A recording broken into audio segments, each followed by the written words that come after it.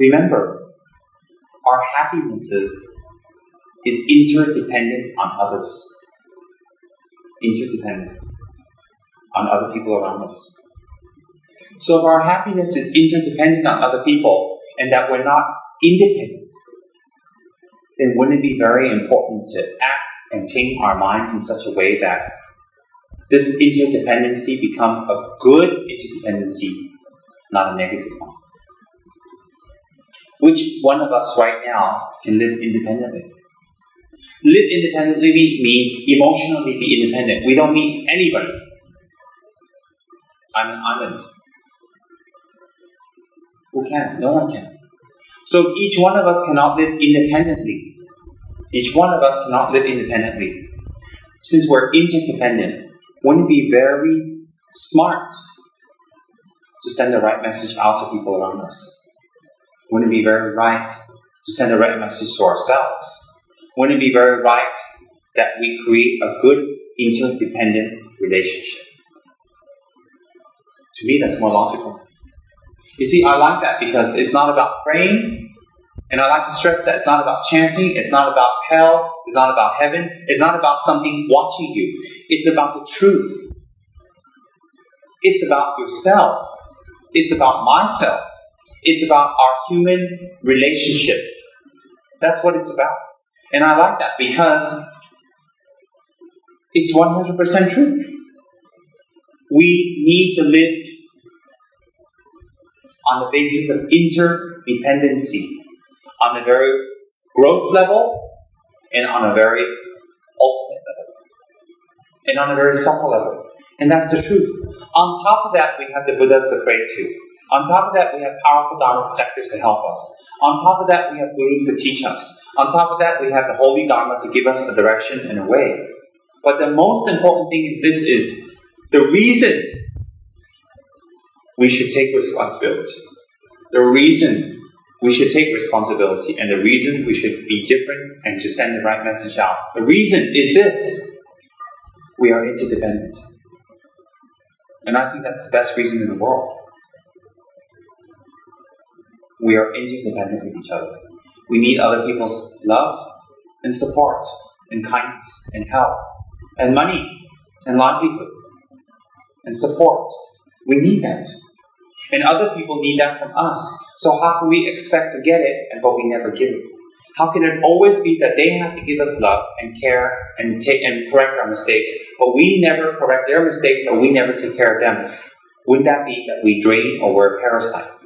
A parasite is something that attaches itself to your body and sucks your blood. It doesn't give you anything, but it takes from you. It just takes. So this person is always in trouble, always needs money, always in a loan, always unhappy, always forgetting, always needs you to correct them, always making mistakes, always disappointing people, always.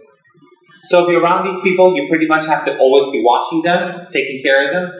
Even when it comes to donating things, they have nothing to donate. They have no money to give, they have nothing to give to others. But for themselves, they can give very easily.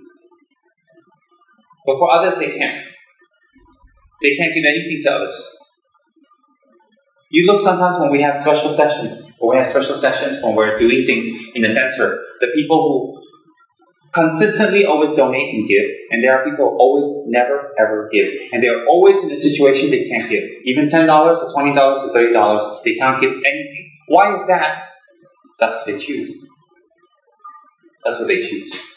They always simply cannot give, and that's the message to send to other people. So why is it that these type of people would expect happiness or get something good back? Am I criticizing or pointing fingers? No, it's a meditation. It is a meditation. It is a meditation on what? The truth. What truth? The very clean and clear fact that human existence is based on interdependency. That human happiness at our level, is based on interdependency. So we always make mistakes. We always forget things. We always have to be corrected. We always are damaging things. We always are forever a burden to others. then how can we be happy? Why is it we can't be happy if we're always like that? Let me tell you why. Because we are dependent on other people. So we will lose our fan base. We will lose the respect of other people. We will lose the care and the affection and the protection of other people because we will wear them down. So whether we live 1,000 miles away from them and we see them once in 100 years, or we see them every day, it doesn't make one difference on how it wears them down and how it tears us apart. Why does it tear us apart? Because we don't need to see their face or how they act to us to know how they feel about us. We know. We know. So people, a human tendency is to avoid or not see or confront. And that's very bad. Why is that very bad? Because we think that's escape. We think that things will be alright. It cannot be alright. It's impossible to be alright. How can it be alright if we don't create the causes for it to be alright? If we're trying to plant things and cultivate rice, but we don't go to the rice field every day to take care of it, how do we expect the rice to be cultivated at the end of the season? So how do we expect another person to love us or to give us affection and care and social good feeling if we don't create the causes? If we don't cultivate the rice, there will be no rice. How can avoiding the rice field produce rice? How can avoid another person create love and affection? So, what's the truth of the matter? The truth of the matter is very powerful. It's very powerful because it's a truth. Why is it very powerful? Because it is a truth that transcends and overrides all barriers, cultures, religions, backgrounds, thinking, all. That is interdependency. We are not alone. We cannot survive alone. We cannot act alone. In many ways, we are interdependent with each other. We are dependent on each other. We may even be financially independent of other people, but emotionally, we are not independent. We are not independent of another. We are dependent and interdependent. So if we are interdependent with each other, we are interdependent. But we want the domino effect, which is we line up all the domino chips. And we hit one and they just fall down and they just fall. One hits one, one hits one. If one is missing, how is this one going to hit this one? This one cannot fall. It's interdependency. And interdependency or dependency, the message we send to other people is the message we get back. The message we get back furthers the message we send to other people. And it becomes a vicious cycle. That's what we call samsara. Endlessly. So how long we've been alive now? How many years? What's the message we've been sending to other people? Why is it for some people, as the years go by, people respect them more and more and more and more and more? Why is that? Why is it as the years go by, people respect some people less and less and less and less and less? You see, if you have sex with a person, if you drink with a person, if you go out with a person, and you do drugs with a person, that can make you lose respect for them or not respect them or not think highly of them for a short while. But actually, that's very superficial. It's how much a person takes responsibility. It's how much a person cares. It's how much a person doesn't burden you and other people. That's what earns your respect. That's why in the case of Tsem Tulku Rinpoche, even though he was having sex with this person, that person, this person, it didn't destroy people's faith or confidence in him. Why? Because that everybody can see after a while. In the beginning, people say, oh, why like that? Why like that? Why like that? But actually, when we understand it better, when we look at his quality and his care and his love, we find out that having sex for him was like eating, sleeping, peeing, washing. It was nothing. It was just an activity. But when we look deeper, why do so many people respect him? And their respect for him became stronger. I mean, when he first came to America, he had very little following. He had a lot of problems. He had immigration problems. And a lot of people within the Tibetan community were against him. And he was very nervous about how the Karmapa felt about him. He went through extensive preparation for the Karmapa to come. He was very worried. He had his students dress up. He became clean, groomed, rooms painted. And a lot of preparation was done. Because he was hiding something? No. Because he was acting in such a way to get close to his students so that he can help them. But that would not be understood in the Tibetan community. See, in the Tibetan community, a teacher doesn't have to go to that extent to teach the Dharma to the student, because the Dharma consciousness is mass. The Dharma consciousness in the Tibetan community is mass. Everybody knows it. So they don't have to go the extra mile to please or make the student happy or comfort. But in a foreign situation, you have to do that. In the foreign situation, the teachers have to work double hard. The teachers have to make double the effort. Why? Because you're teaching people that know nothing about Dharma, that have no consciousness of the Dharma, that understand it not at all. It's like teaching barbarians in a way. Why? What are barbarians? Barbarians are people whose mind is pervasively selfish. Me. It's very hard to break through. Very, very hard. See, the Tibetan situation, the temple is already there. People will come and donate to the temple immediately. The minute you mention it, you don't have to explain why. You just say it's for the temple. You just say that, immediately people will donate and give. And they don't question it. If you tell them to be the monks or make statues, no problem. Like one of the monks was telling me in my part of Tibet, that if I go there, I was joking with him. I said, the monastery is quite small and all that stuff. He says, no problem. If you go there, the whole village will come out in full force to rebuild the monastery for you. I said, why is that? He said, because everybody knows the benefit. Everybody knows the benefit of a monastery, of statues, and lamas, and monks. They all know the benefit. You don't have to explain that to them. So I said, but we don't have much money. He said, we don't need money in our village. I said, why? He said, because the forest is so vast. We just go in there, we cut the wood, we bring it back. We have craftsmen, we have woodsmen, we have contractors. We can build a temple. We build it ourselves.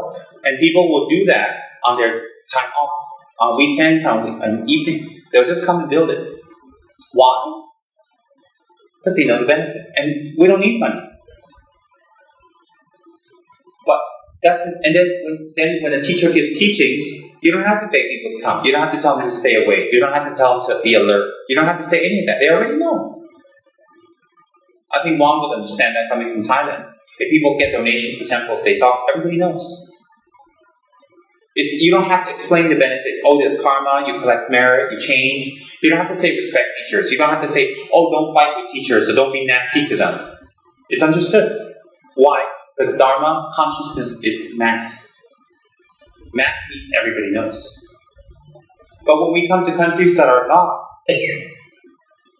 it's a very big, huge battle. Why? You have students that fight with the teachers. You have students who say nasty things about the teachers. You have even students who play relationship with teachers. I like you, I'll be near you, and I'll prostrate to you and get teachings from you, and I'll help. I don't like you, I go to another teacher. I go to another center. It's like they treat the teachers like some kind of love interest or love relationship. Not like a real teacher. I like you, you're my teacher. I don't like you, I got another teacher.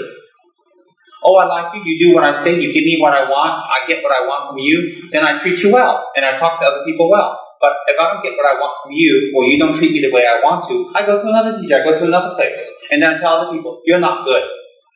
Some people don't say it directly. They don't say, you're not good. They say, I'm going to another teacher in another center now. What's the message you're sending out? You're not good. It's very difficult. It's very, very difficult to teach Dharma in a place that Dharma consciousness is not there. The battle is great. Just like His Eminence Trungpa Rinpoche said when we met him in Nepal. Today, when Dharma teachers teach, it's much more difficult and they're more brave. And they have more obstacles to overcome. Simply the way I explained to you. And they say that teachers today are more kinder than Buddhas of the past. The teachers today are not more kind than the teachers of the past. They're more kinder than the Buddhas themselves. Why? Because the obstacles they need to overcome to establish the Dharma today is much, much more than Buddha's time. Much more. Much, much more. And if we think about it, it's quite logical. So therefore, if it is the teachers today are more kinder than the Buddhas of the past, then the students today must collect much more merit than the students of the past that they do Dharma today. Why? Because the obstacles are more also for students. Is the same. So therefore, the point is this is, when we think about all that, we have that wonderful opportunity now to practice the Dhamma. We have that wonderful liberation in the palm of our hand right now. And if we don't grab that opportunity, why do we expect ourselves to be happy? Why do we expect ourselves to have good things come? Why do we expect love and understanding from people? Why? What is the message we send out to others and ourselves every single day? By our expression, our action, by the way we dress, by the way we look, even by the way we smell. If we don't brush our teeth and every single day our teeth smells, we're going to send that message that people don't want to get too close to us. They might like us, they don't want to get too close because we have smelly breath. I mean, it's nothing to joke about. I'm just giving you a very simple example. So every single day, whatever work we do, we don't do our work. We don't finish on time. We don't finish correctly. Or we have to have other people correct our work. And we send the message to people, please get rid of us. That's the message we send. Please get rid of us. If our work every day has to be checked by other people, has to be pushed by other people, and we can't get done well, then the message we send to other people is, get rid of me. Kick me out. Throw me out. Whenever we make mistakes all the time, we can say, I'm sorry a few times, but it won't last. Then the message you send to other people is, kick me out, get rid of me, I need to go. That is the message you send to other people. Why do you send that message to people? Why would people want to be around people who are burdened? You see, people don't want to be around people who are difficult and a burden because they themselves have enough problems and burdens and difficulties. So you add to it. You add to it. You have to understand, you have problems. But when you bring problems to other people, some people's problems and difficulties and responsibilities might be more than yours. Much more. So when you add to theirs, you might be bringing them to breaking point. So if you bring your problems to other people, the message you send is this, is kick me out. So when people tell you to get out, or people tell you I don't want to talk with you anymore, or I don't want to be with you anymore, that is the ultimate expression, a human expression to you is that you are creating a blood clot in our interdependent relationship. You're creating a clot. That is the ultimate message you're sending to you. So what do we do with blood clots? We remove it. A blood clot in our body can lead to a stroke. A blood clot in human relationships leads to disharmony and unhappiness. So every single day we send that message to people, and it goes on for years and years and years, that you need to take care of me, you need to give me money, I don't give you money, I don't give you help, I don't give you anything, but you give me. You take care of me, you nurture me, I'm allowed to get angry and make mistakes, but you're not. And you must pay for me because I don't want to put effort to make money so I can pay for you. That's the message you send out to people every single day. And what's that message? You create a clot in the interdependence. So the message you send to them is, get rid of me. I have to go. And that's the message you send to yourself.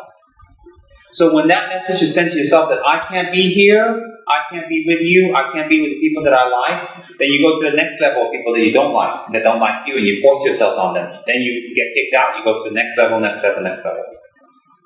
And then why are you not happy? Because you're not at where you're supposed to be in life.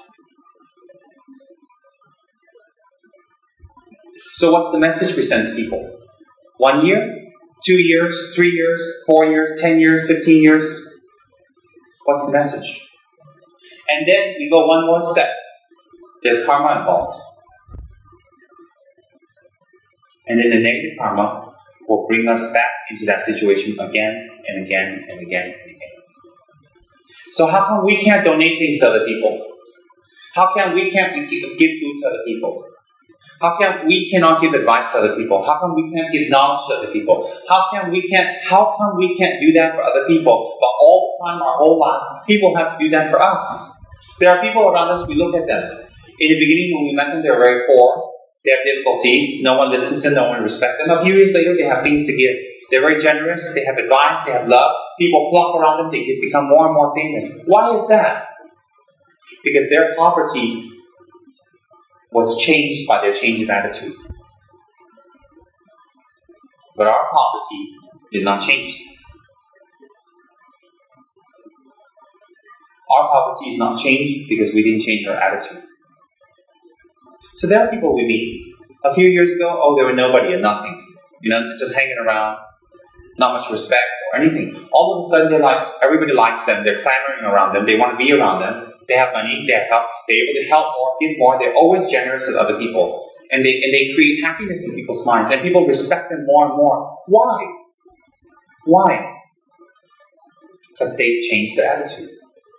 They have realized that they're interdependent with other people. And they've decided that in the chain of interdependency, in the relationship of interdependency, they become someone that give and take and give and take. Not just take and never give. How can we only take and not give? If we take and not give, we can get away with it. People will tolerate it. But remember something. How long?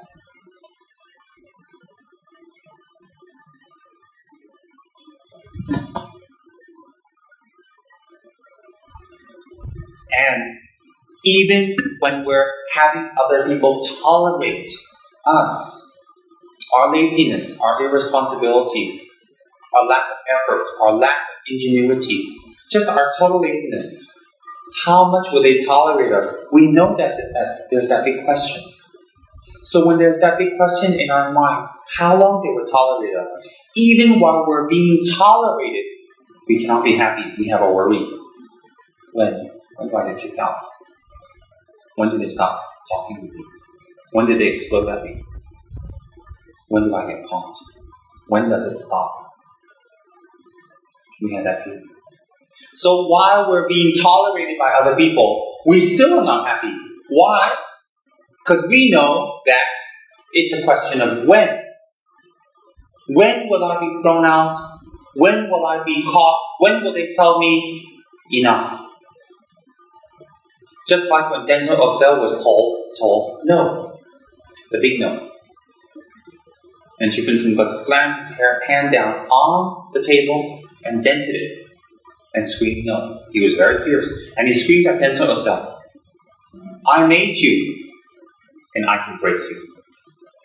For a high Lama like him to show so much anger, and when I say show, I mean show. People like him don't have anger.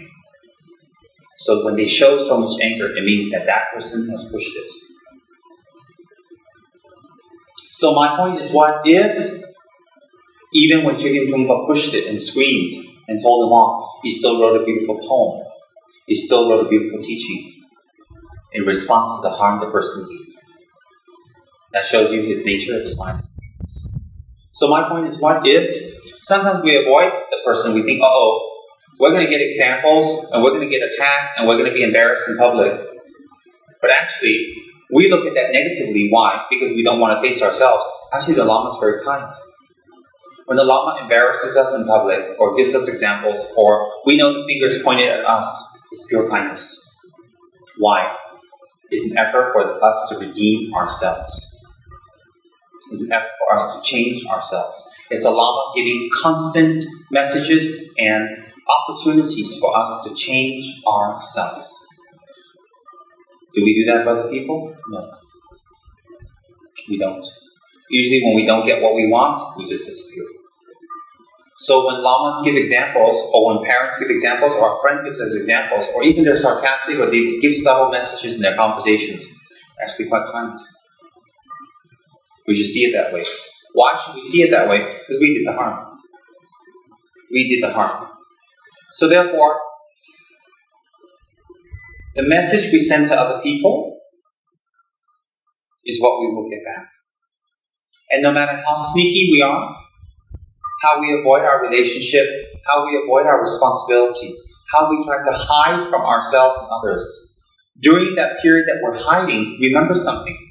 We are still not at peace because we will think, when is the game up? When will we be caught? So there's always this fear, when. We go to bed thinking when. We wake up thinking when. We go to work thinking when. We meet other people thinking when. All the time we're like, when. So all that energy is wasted toward when. That's very unnatural, isn't it? Very unnatural. If we love ourselves more, we will not live with that kind of state of mind. And the reason we need to change, the reason is we are interdependent. That's the reason. Let's not go to a higher reason. At our level, that reason is good enough. We need to change just because we are interdependent with other people. And why is that a reason to change? Because we need love. We need help. We need social activities. We need care. We need affection. We need intimacy. We need food. We need money. We need to do something with purpose in our lives. And that can only be done in relations with other people. Together with other people. So we're going to be with other people and we always don't do our part. Or we do our part and we don't do it well, and we create a situation where other people have to always double check us. Then we destroy this interdependent relationship. So if other people have to check us all the time, correct our mistakes, tell us our mistakes, all the time, again and again, we destroy this interdependent relationship we have with others. When we destroy this interdependent relationship with others, how can it be that we're happy? How is it being happy being alone? How is it happy when we know that people don't respect us? How are we happy when we know that certain people have helped us tremendously and they're very hurt with us and damaged by us, and we do nothing about it? How can we be happy? And this emotional weight will bring us down deeper and stronger until we slouch. We can't sit up straight. We can't even look at ourselves, and we don't like ourselves. And that's when the danger comes. Why is that danger? The most explosive actions come when people hate themselves. Suicide, screaming, fighting, yelling, disharmony, all arises from self-hatred. Self-hatred arises from destroying the interdependent relationship. The interdependent relationship is destroyed when we make no efforts to give back what we have received.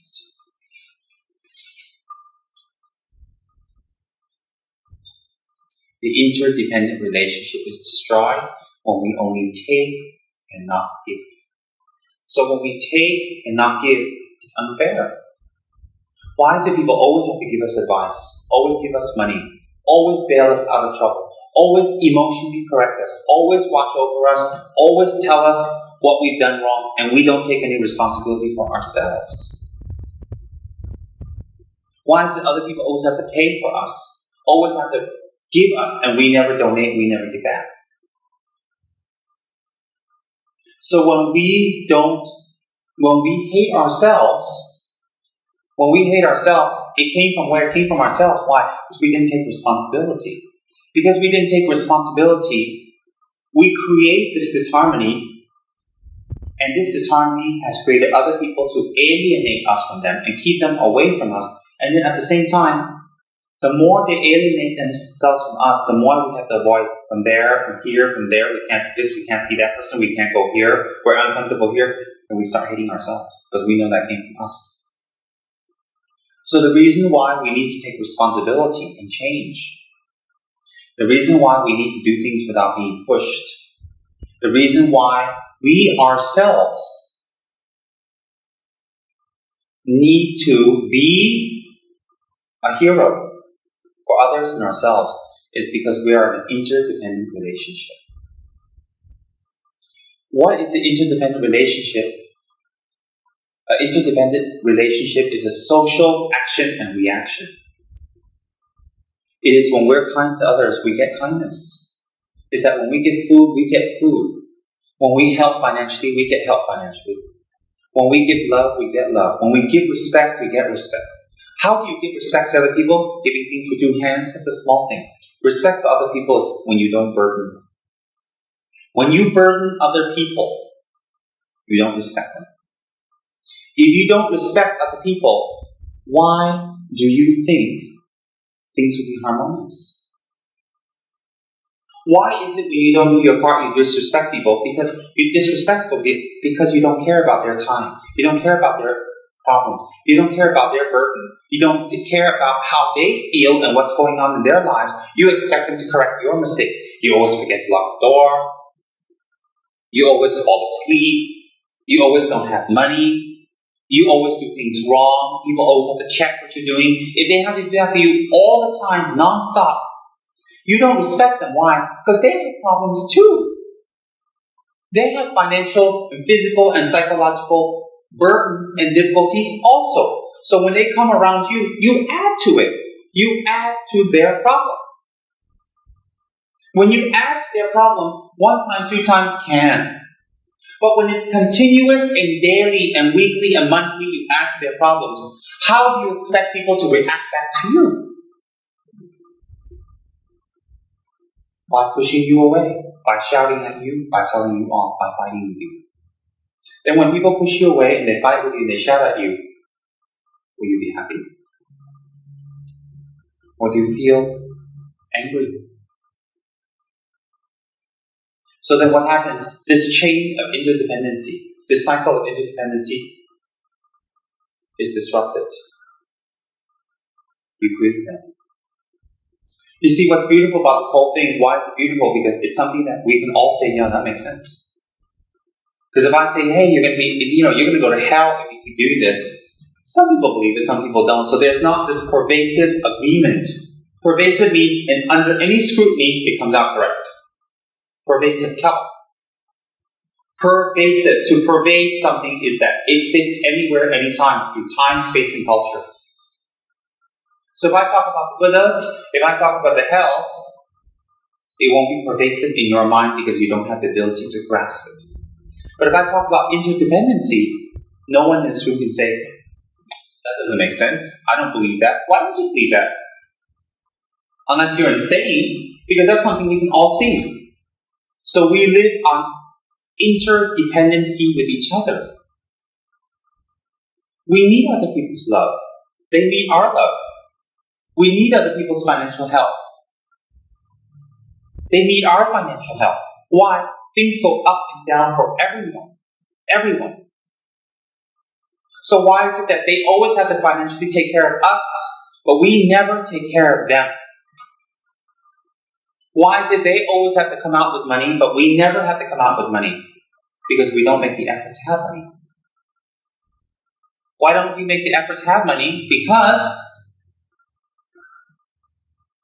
we don't put the effort in to create it.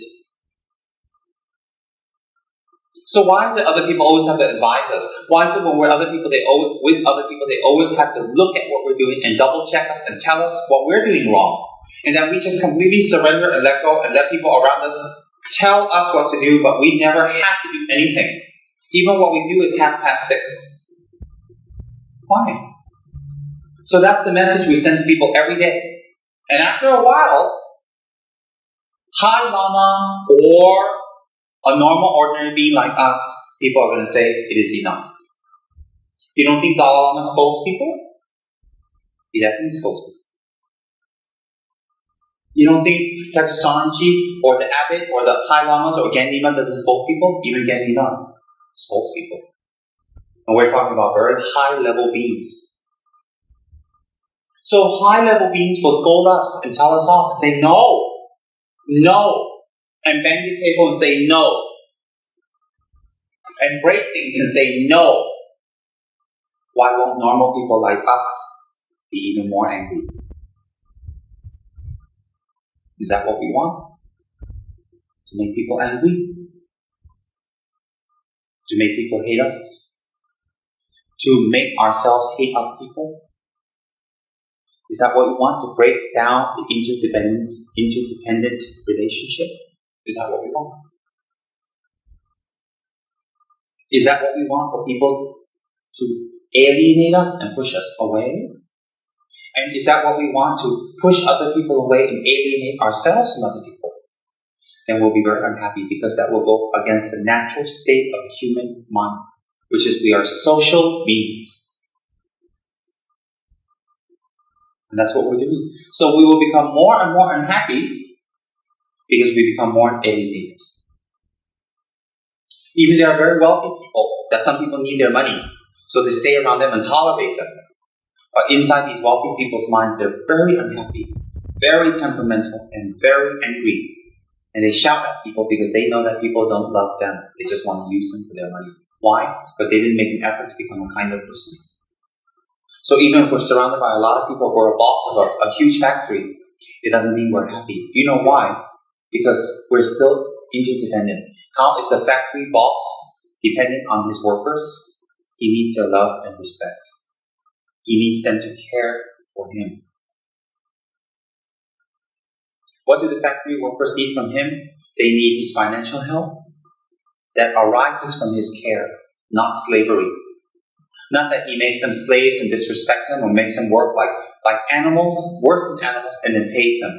So they take the money grudgingly, unhappily, because they're dependent on it. But they need him to supply money to pay their salary out of love and care. And what does a factory boss need from his workers? Love and care and respect. And both people are happy. So don't think we can escape with wealth. We cannot. In fact, with wealth, we create even more, a bigger time bomb. That's why a lot of wealthy people commit suicide, or do drugs, or alcohol. Why? It's a time bomb. Wealth only makes the situation worse and hides it better. It becomes a time bomb.